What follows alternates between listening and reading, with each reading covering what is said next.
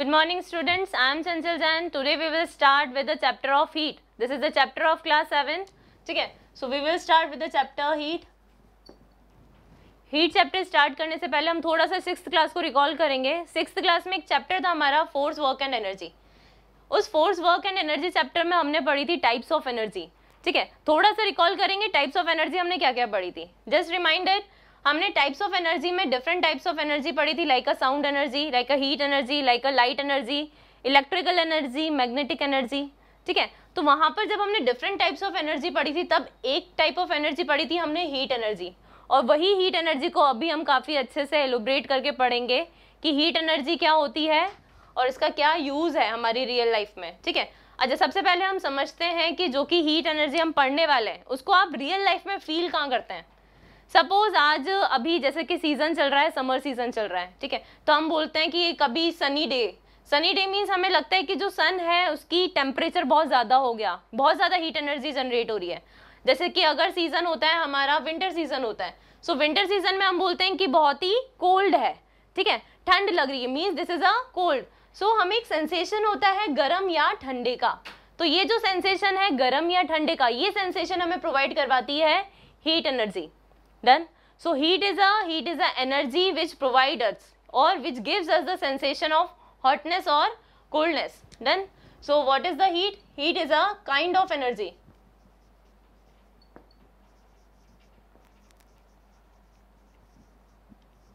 जो क्या दे रही है हमें? sensation of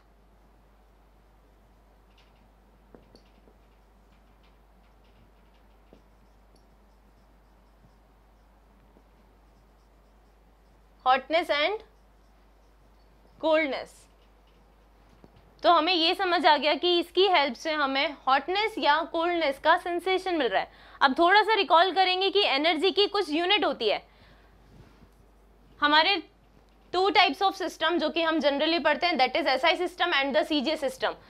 तो एनर्जी की जो हमारी एसआई यूनिट एनर्जी की होगी वही एसआई यूनिट हमारी हीट एनर्जी की भी होगी, क्योंकि ये भी हमारा काइंड ऑफ एनर्जी है. So what will be the SI unit of heat energy? So SI unit होगा heat energy की, SI unit will be joule. It's a joule. And what is the symbol? Its symbol is capital J. ठीक है. Another unit is CGS unit. Its CGS unit is erg. Erg is the CGS unit of energy. सो जो energy की unit होगी वही हमारी heat energy की भी unit होगी, but there is a difference. ठीक है, जैसे डिफरेंट टाइप्स ऑफ एनर्जी के लिए कुछ स्पेशल यूनिट्स होती हैं जो कि हम अभी आगे पढ़ेंगे कि जो हीट एनर्जी के लिए एक स्पेशल यूनिट दी गई है जो कि क्या है, हम आगे बढ़ते हैं कुछ ही टाइम में. ठीक है, अभी जो हीट हमने पढ़ लिया है कि हीट क्या होता है, आपको एक माइंड में एक वर्ड आ रहा होगा जिससे भी आप बहुत ज़्यादा सेंसेशन करते हैं हॉटनेस या कोल्डनेस का, दैट इज टेम्परेचर. ठीक है, अब टेम्परेचर वर्ड, सपोज जैसे कि मैंने आपको एग्जांपल दिया था कि सनी डे है, बहुत ज़्यादा गर्म है और आप उसको रिप्रेजेंट करते हैं कि टेम्परेचर 30 डिग्री सेल्सियस है या 40 डिग्री सेल्सियस है. तो ये जो टेम्परेचर वर्ड है ये भी हमें हॉटनेस या कोल्डनेस के बारे में बता रहा है. ठीक है, तो उस हॉटनेस या कोल्डनेस के बारे में जब टेम्परेचर भी बता रहा है, then what is the difference between heat and the temperature. Done. देखिए, अब हम समझते हैं कि हीट और टेम्परेचर में क्या डिफरेंस होता है.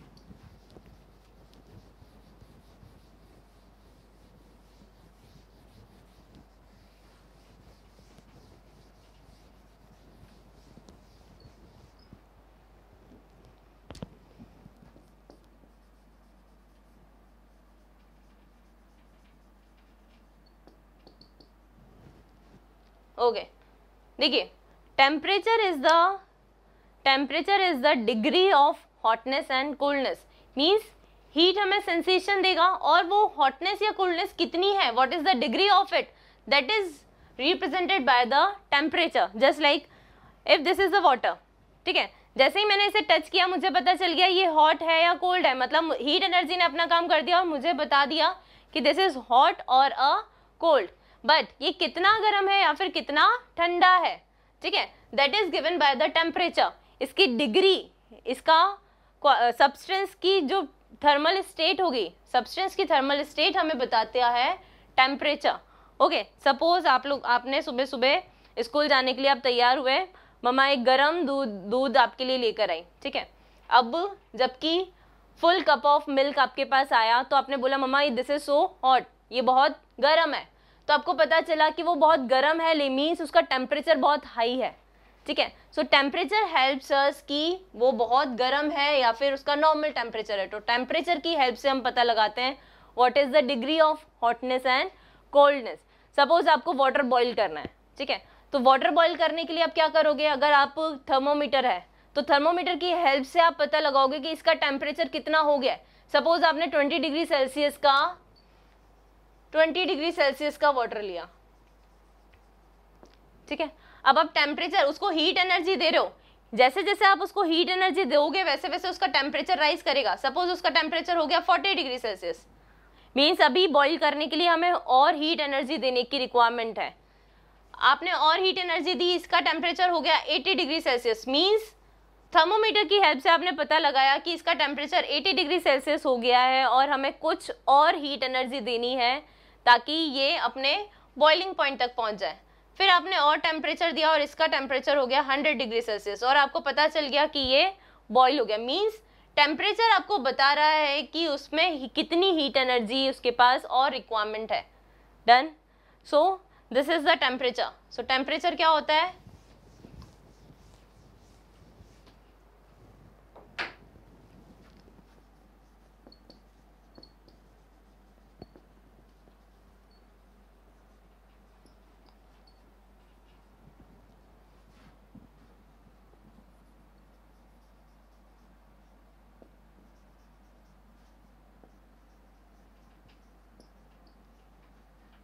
It is the degree of hotness and coldness.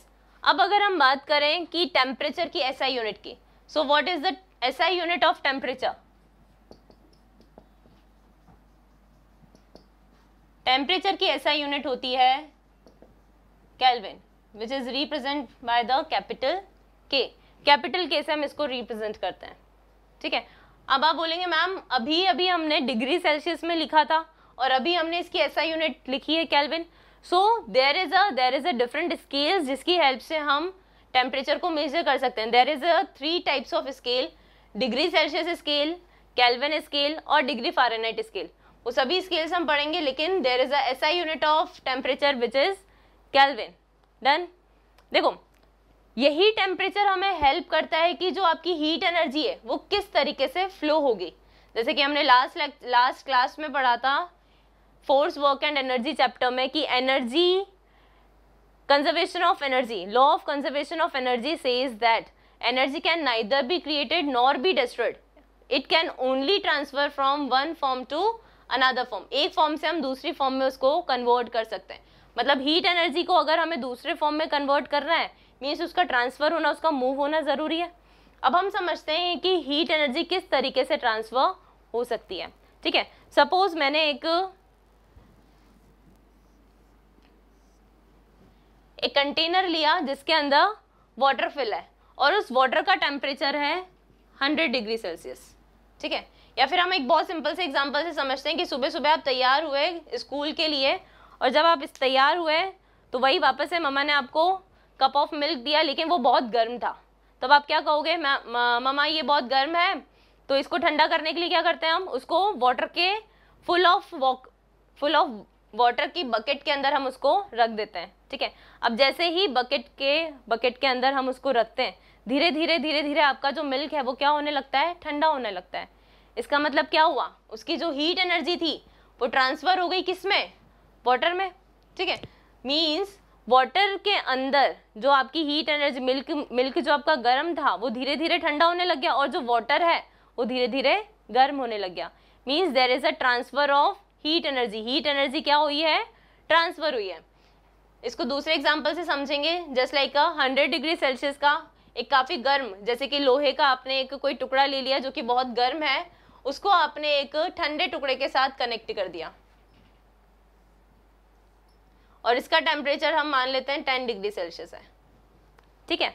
अब बिल्कुल गर्म को जब हम ठंडे के साथ कनेक्ट करेंगे क्या होगा, धीरे धीरे जो गर्म था वो ठंडा होने लग जाएगा और जो ठंडा था वो धीरे धीरे गर्म होने लग जाएगा। मीन्स यहाँ पर हीट ट्रांसफर होगी।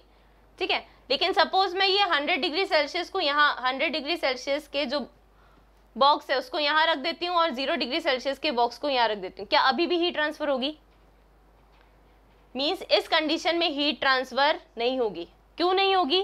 क्योंकि ये दोनों कांटेक्ट में नहीं है। So for the heat transfer there should be a contact between them. दोनों बॉडीज के बीच में क्या जरूरी है? कांटेक्ट।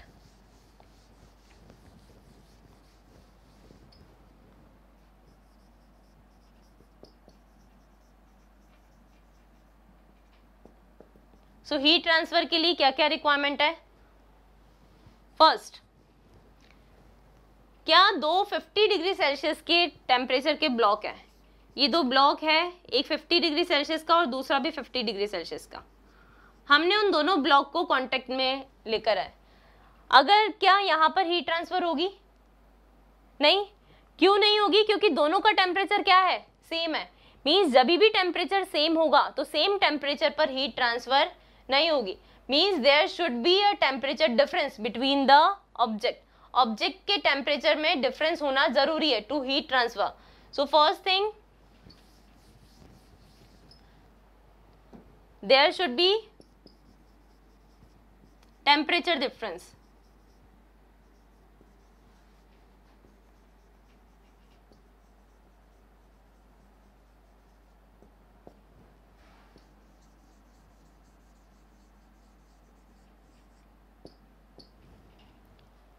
ठीक है।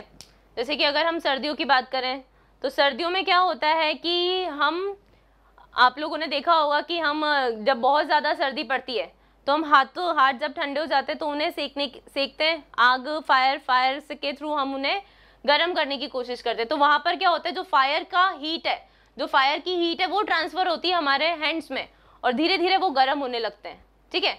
सो मीन्स हीट ट्रांसफर करने के लिए there should be a temperature difference. अगर टेम्परेचर डिफरेंस नहीं होगा तो हीट ट्रांसफर नहीं होगी। Second thing, there should be a temperature difference. उसके बाद दोनों बॉडीज कांटेक्ट में होनी चाहिए। There should be a contact between the bodies, और we can say object should be in contact.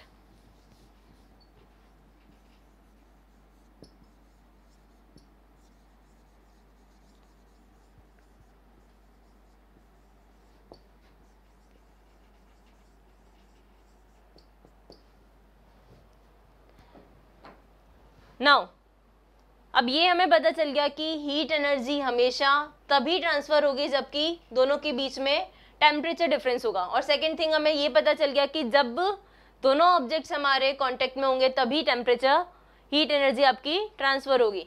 Next thing कि जो हीट एनर्जी है वो कब तक ट्रांसफर होगी और किस डायरेक्शन, उसकी डायरेक्शन क्या होगी। देखो सपोज आपने क्या किया, एक आइस का बॉक्स लिया। ठीक है। एक आइस के बॉक्स में आपने रात को वाटर मिक्स कर दिया। अब क्या होगा, धीरे धीरे जो आइस है, suppose this is a box of ice, इसमें आपने आइस की क्यूब्स ले ली। ठीक है, ये हो गई आपकी आइस क्यूब। अब इस आइस क्यूब में आपने वाटर डाल दिया।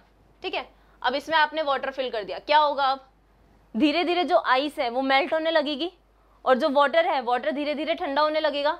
पहले ये normal temperature suppose 20 degree Celsius का वाटर था, अब ये क्या होगा, धीरे धीरे ठंडा होने लगेगा और जो आपकी आइस क्यूब थी धीरे धीरे मेल्ट होने लगेगी।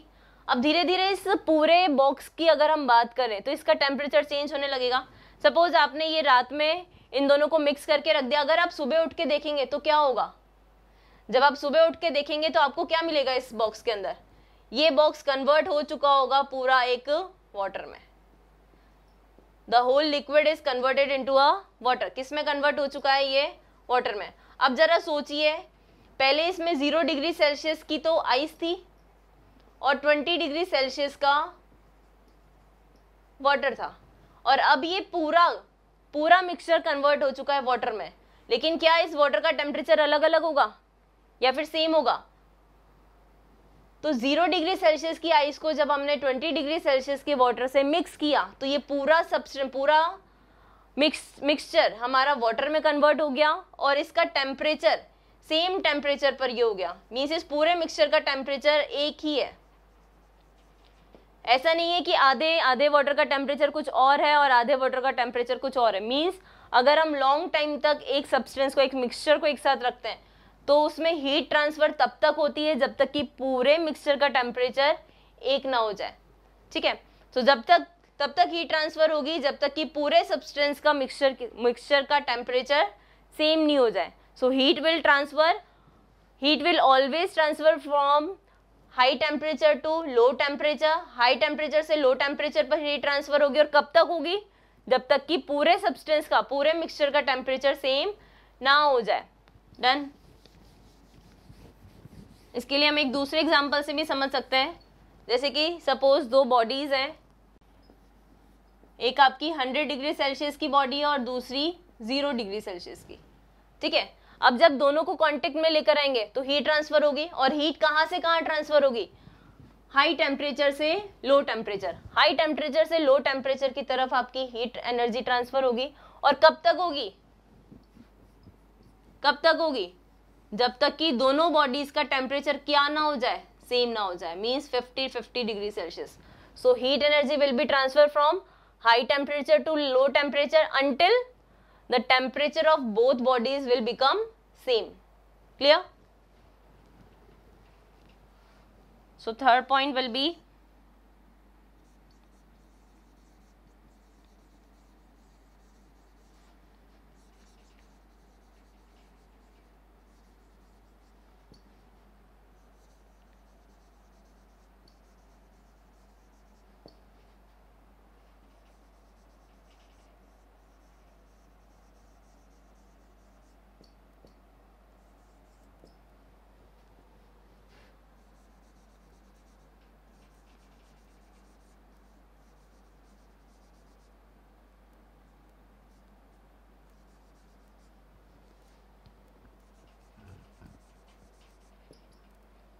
so heat energy will be transfer from high temperature to low temperature until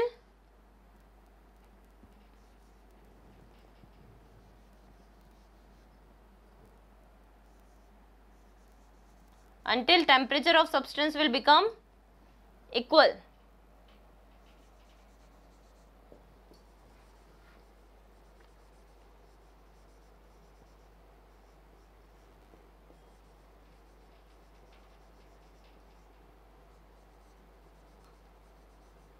जब तक कि उस पूरे सब्सटेंस का टेम्परेचर इक्वल नहीं हो जाएगा तब तक आपकी हीट एनर्जी क्या होगी? ट्रांसफर होगी। डन। यहाँ तक देखो, टेम्परेचर हमें पता चल गया कि क्या होता है, उसकी एसआई यूनिट हमें टेम्परेचर पता चल गया, it is a degree of hotness and coldness. इसके बाद हमें पता चल गया कि उसकी एसआई यूनिट क्या होती है, SI unit will be kelvin.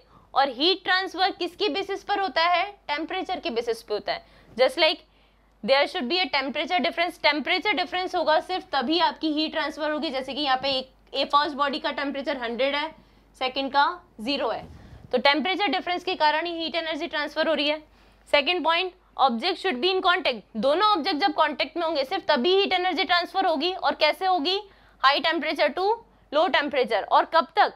Until temperature will become same. जब तक कि दोनों का टेम्परेचर सेम नहीं हो जाता तब तक आपकी हीट एनर्जी ट्रांसफर होती रहेगी। अब हम बात करते हैं कि टेम्परेचर को हम मेजर कैसे करते हैं। सो temperature is measured by a, normally जो हम देखते हैं temperature is measured by a thermometer. Thermometer की हेल्प से हम टेम्परेचर को मेजर करते हैं। Okay okay class, so this is the introduction of a heat chapter. इसमें हम लोगों ने आज क्या क्या पढ़ा? सबसे पहले हमने हीट एनर्जी देखी कि हीट एनर्जी क्या होती है। It is a kind of energy, ठीक है, जिसकी एसआई यूनिट हमने देखी, it's a joule, and CGS unit हमने देखी अर्ग। इसके बाद this is the sensation of hotness and coldness. उसके बाद सेकंड टर्म हमने देखा कि सेकंड टर्म हीट के लिए इंपॉर्टेंट क्या होता है? Temperature, which is the backbone, क्योंकि यही हमें उस हीट का डिग्री देती है। इस हीट की डिग्री क्या होगी? That is given by the temperature, जिसकी एसआई यूनिट होती है केल्विन। और उसके बाद हमने हीट ट्रांसफर किस फॉर्म में होता है वो समझा। So this is our first lecture in which we have done the introduction of heat. इसके बाद हम next lecture में पढ़ेंगे। Thank you students.